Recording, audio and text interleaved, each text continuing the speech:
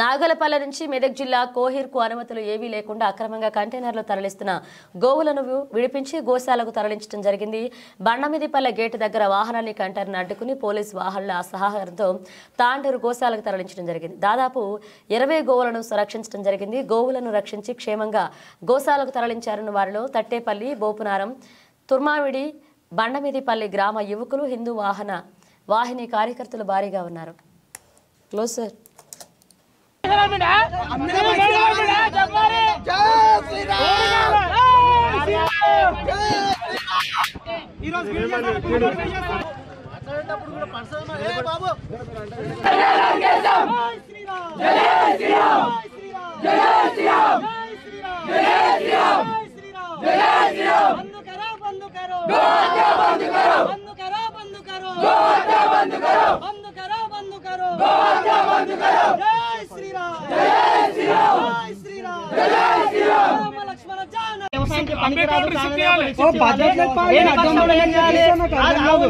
గోశాలకు మాకు అప్పయ్యాలి sir.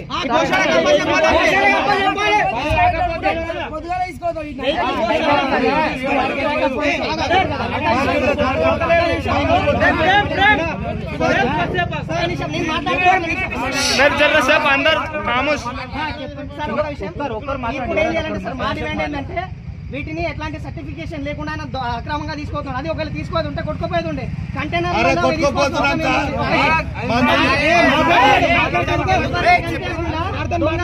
Container లో కార్లు తీసుకోపోయినట్టు తీసుకోపోవడం ఏంది. ఇంకో విషయం, ఈ యొక్క ఆవులు ఏవైతే పట్టుకున్నాయి ఉన్నాయో ఖచ్చితంగా ఈ ఆవులని మా సమక్షంలోనే మేము కూడా వస్తాం. అందరం గోశాల తాండ్రు గోశాలలో ఖచ్చితంగా మీ సమక్షంలో